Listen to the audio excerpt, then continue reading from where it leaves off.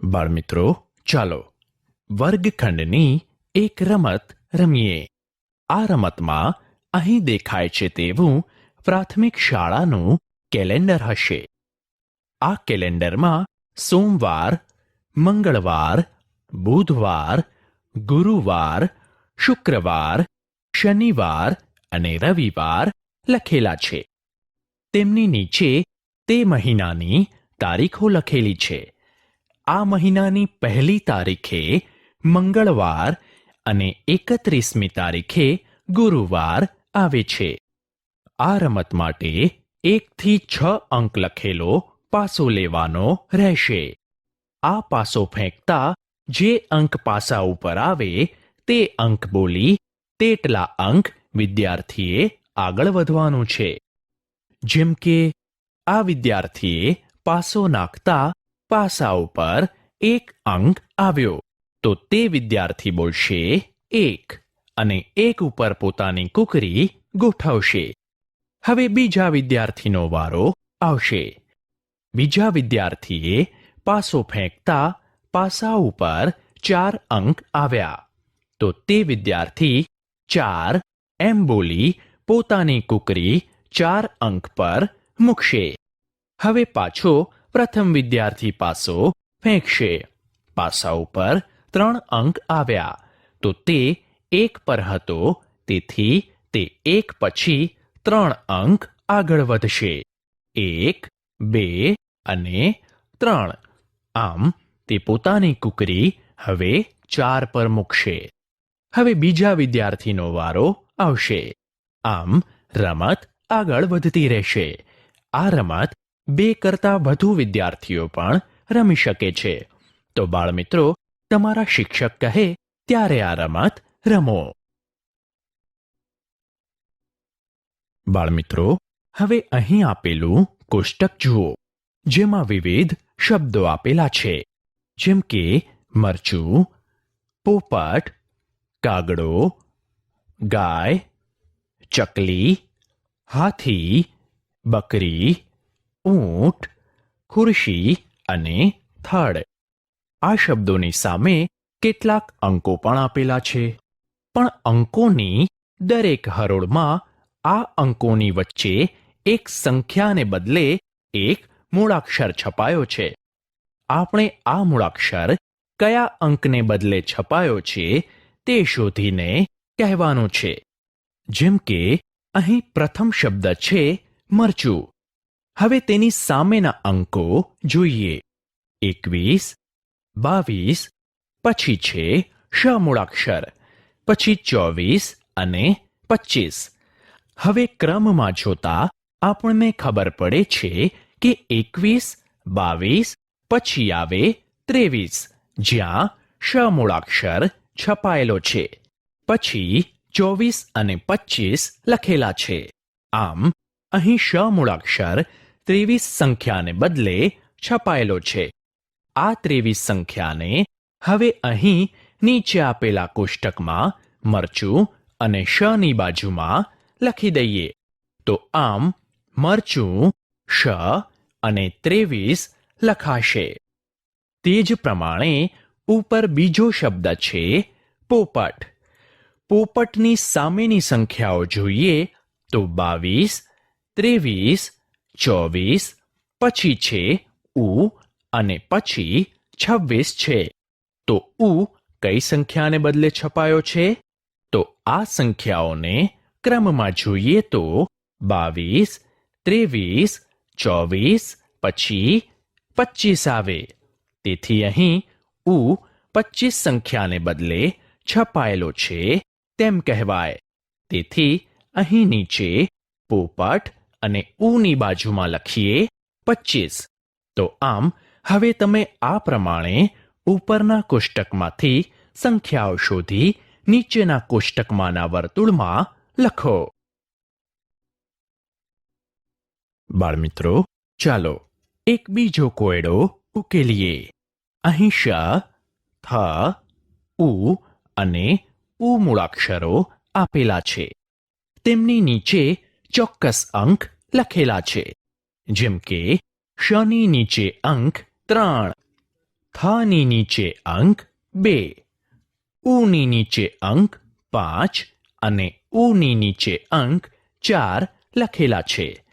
હવે આ વિગતોની મદદથી નીચે આપેલા સરવાળા અને બાદબાકીના દાખલા કરવાના છે. જેમ કે અહીં પ્રથમ સરવાળાનો દાખલો જોઈએ. 6 વત્તા શ બરાબર 9 લખેલા છે. તમને થશે કે 6 વત્તા શ બરાબર 9 કેવી રીતે થાય? તો જુઓ, ઉપરના કોષ્ટકમાં શની નીચે કયો અંક આપેલો છે? 3, ખરું ને? તો હવે અહીં શને સ્થાને 3 મૂકીએ તો 6 વત્તા 3 બરાબર 9 મળી ગયા ને? આ જ પ્રમાણે 1 વત્તા ઉ બરાબર કેટલા થાય તે શોધીએ. જુઓ, અહીં ઉની નીચે અંક 5 છે. તેથી સરવાળામાં ઉને સ્થાને 5 મૂકીએ તો 1 વત્તા 5 બરાબર 6 મળે. આમ અહીં 1 વત્તા ઉ બરાબર 6 થાય. તે જ પ્રમાણે 2 વત્તા ઉ બરાબર 2 વત્તા 5 બરાબર 7 થાય. હવે અહીં ઉ વત્તા થ કરવાના છે. તો ઉની નીચે સંખ્યા છે 4 અને થની નીચે છે 2. આમ ઉ વત્તા થ બરાબર 4 વત્તા 2 બરાબર 6 થાય. તેવી જ રીતે 8 ઓછા ઉ બરાબર 8 ઓછા 4 બરાબર 4 થાય. તો હવે તમે બાકીના દાખલા જાતે કરી શકો ને? બાળમિત્રો, આપણે શ, થ, ઉ અને ઉ મૂળાક્ષરોને તો હવે બરાબર ઓળખી ગયા છીએ. વળી આ મૂળાક્ષરોને લખતા પણ આપણને આવડી ગયું છે. તો હવે તમે ચાર્ટ પેપર લઈ તેમાં આ મૂળાક્ષરોને સુંદર અક્ષરે લખી તેના આવા ફ્લેશ કાર્ડ બનાવો. જુઓ, આ છે શ, ઉ અને થના ફ્લેશ કાર્ડ. આ જ રીતે હવે તમે વિવિધ અંકના ફ્લેશ કાર્ડ પણ બનાવી શકો છો. જેમ કે આ છે અંક 1, અંક 2, અંક 3 વગેરેના ફ્લેશ કાર્ડ. આવા કાર્ડની મદદથી આપણે આગળ જોઈ તે પ્રવૃત્તિ પ્રમાણે સરવાળા બાદબાકી કરવાની રમત પણ તમે રમી શકો છો. તો બાળમિત્રો, તમારા શિક્ષક કહે ત્યારે આવા કાર્ડ બનાવી વિવિધ પ્રવૃત્તિઓ કરો. બાળમિત્રો, ચાલો હવે થોડાક શબ્દોનું વાંચન કરીએ. આ શબ્દો છે મીઠો, ખાટી, મોટું, ઊંચું, જાડું, થડ, શરબત, તીખું, થોડું, શેરડી, સળી, શીરો. તો હવે તમે પણ આ બધા શબ્દોનું વાંચન જાતે કરો. બાળમિત્રો, હવે અહીં આપેલા ઉખાણાનું વાંચન કરવાનું છે અને પછી તે ઉખાણાનો જવાબ લખવાનો છે. જેમ કે કાચી છું, લીલી છું, પાકી છું, પીળી છું. હવે આ વિગતો કોના માટે કહેવાય છે? તો તમે તરત કહેશો કે આ વિગતો તો કેરી માટે કહેવાય છે. કેમ, ખરું ને? તેથી અહીં નીચે લખીએ કેરી. હવે આ બીજું ઉખાણું વાંચીએ. હવામાં હું ઉડું છું, ઘર અવાજ કરું છું. બોલો, આ કોણ છે? વિમાન. ખૂબ સરસ. હવે આ ઉખાણાનો જવાબ આપો. નાનું નાનું દેખાય છે, થોડું રૂના ઢગલા જેવું. સસલું. ખૂબ સરસ. હવે તમને કોઈ આવા ઉખાણા આવડે છે? તો ચાલો કહો તો. એક પાન બીજું પાન પાનની અંદર પાન લીલા ધોળા પાંદડા બોલો ભાઈ મારું નામ કોબીજ. સાચું. ઢમઢોલ ને માહી પોલ છે મારું એને મૂકો ફૂક મારું તો પેટ ફૂલાવે બોલો હું કોણ ફુગ્ગો.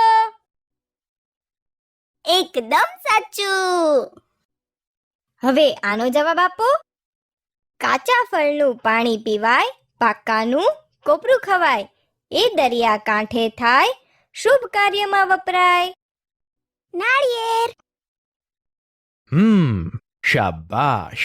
બાળકો, તો હવે તમે આવા ઉખાણા જાતે બનાવી તમારા મિત્રોને પૂછો.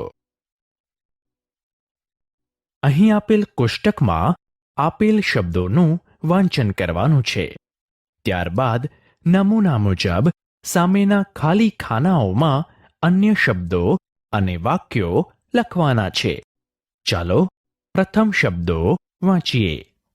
મરચું, લીંબુ, ચીકુ, કારેલું, આમળું, મીઠું.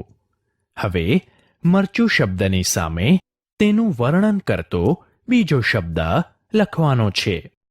જેમ કે લીલું. મરચું લીલું હોય છે, બરાબર ને? આમ લીલું શબ્દ મરચાનું વર્ણન કરતો શબ્દ છે. હવે તેની બાજુમાં મરચા વિશે એક વાક્ય લખવાનું છે. જેમ કે મરચું તીખું હોય છે. આ જ પ્રમાણે હવે છે શબ્દ લીંબુ. લીંબુનું વર્ણન કરતો શબ્દ કયો હોય? તો લીંબુ પીળું હોય છે, માટે અહીં પીળું શબ્દ લખી શકાય. તો લખીએ પીળું. હવે બાજુમાં લીંબુ પરથી વાક્ય બનાવીએ. લીંબુ ખાટું હોય છે. ચાલો વધુ એક ઉદાહરણ જોઈએ. હવે શબ્દ છે ચીકુ. ચીકુ માટે અહીં કથ્થઈ શબ્દ લખી શકાય, કારણ કે ચીકુ કથ્થઈ રંગનું હોય છે. તેને માટે વાક્ય લખાશે ચીકુ ગળ્યું હોય છે. તો હવે તમે બાકીના શબ્દો માટે તેમનું વર્ણન કરતા શબ્દો અને વાક્યો સામેના ખાનાઓમાં લખો. બાળમિત્રો, અહીં 3 ફુગ્ગા આપેલા છે. પરંતુ જો આ 3 ફુગ્ગા ફૂટી જાય તો કેટલા ફુગ્ગા બાકી રહે? જુઓ, એક પણ ફુગ્ગો બાકી રહેતો નથી. આમ 3 ઓછા 3 બરાબર 0 થાય. તે જ રીતે અહીં 4 ફુગ્ગા છે. હવે આ 4 ફુગ્ગા ફૂટી જાય તો કેટલા ફુગ્ગા બાકી રહે? તો જુઓ, એક પણ ફુગ્ગો બાકી રહેતો નથી. આમ 4 ઓછા 4 બરાબર 0 થાય. આ જ રીતે આ 3 દડા છે. તેમાંથી 3 દડા લઈ લઈએ તો એક પણ દડો બાકી રહેતો નથી. આમ 3 ઓછા 3 બરાબર 0 થાય. હવે આ 2 દડા છે. જો બંને દડા લઈ લઈએ તો એક પણ દડો બાકી રહેતો નથી. આમ 2 ઓછા 2 બરાબર 0 થાય. આ જ પ્રમાણે અહીં એક દડો છે અને તે લઈ લઈએ તો એક પણ દડો વધે નહીં. આમ 1 ઓછા 1 બરાબર 0 થાય. તો બાળમિત્રો, તમે જોયું ને કે આપેલ સંખ્યાને તેની તે જ સંખ્યા વડે બાદ કરતા 0 વધે છે. 0 એટલે કંઈ નહીં. બાળમિત્રો, ચાલો હવે 2 અંકી સંખ્યાઓની 1 અંકી સંખ્યાઓ વડે બાદબાકી કરીએ. જુઓ, અહીં 15 ઓછા 5 કરવાના છે. અહીં 2 અંકી સંખ્યા હોવાથી આ સંખ્યાઓને એકમ દશક પ્રમાણે લખીશું.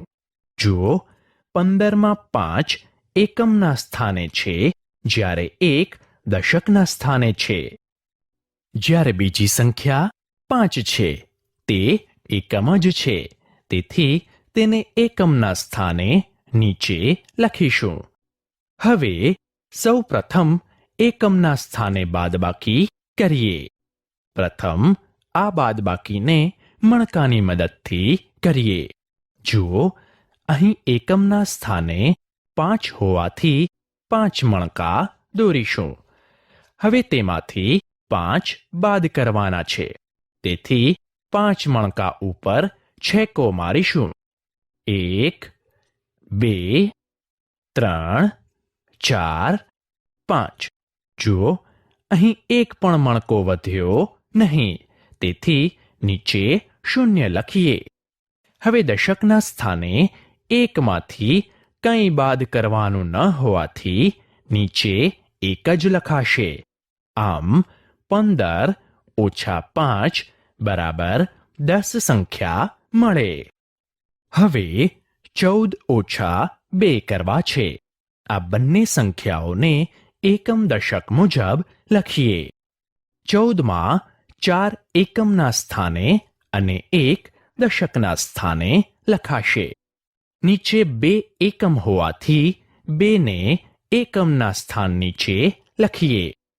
હવે એકમના સ્થાને બાદબાકી કરતા 4માંથી 2 બાદ કરીશું, માટે 4 મણકા દોરીશું. હવે તેમાંથી 2 બાદ કરવા 2 મણકા પર છેકો મારીશું. 1 અને 2. હવે જુઓ તો કેટલા મણકા બાકી રહ્યા? તો આ 1 અને 2, તેથી નીચે 2 લખીશું. હવે દશકના સ્થાને એકમાંથી કશું બાદ કરવાનું રહેતું નથી, માટે નીચે જવાબમાં 1 જ લખાશે. આમ 14 ઓછા 2 બરાબર 12 મળે. આ જ રીતે વધુ એક બાદબાકી કરીએ. 16 ઓછા 3. આ સંખ્યાઓને એકમ દશક મુજબ ગોઠવતા 16માં 6 એકમના સ્થાને અને 1 દશકના સ્થાને લખાશે. 3માં 3 એકમના સ્થાને લખાશે. હવે એકમમાં 6માંથી 3 બાદ કરવા છે, માટે પ્રથમ 6 મણકા દોરીએ. હવે તેમાંથી 3 બાદ કરવા 3 મણકા પર છેકો મારીએ. 1 2 3. હવે જુઓ તો કેટલા મણકા બાકી વધ્યા? તો 1 2 અને 3, તેથી જવાબમાં 3 લખીએ. હવે દશકના સ્થાને એકમાંથી કશું બાદ કરવાનું રહેતું નથી, તેથી જવાબમાં 1 જ લખાશે. આમ 16 ઓછા 3 બરાબર 13 થાય. તો આ પ્રમાણે હવે તમે બાકીના દાખલા જાતે કરો.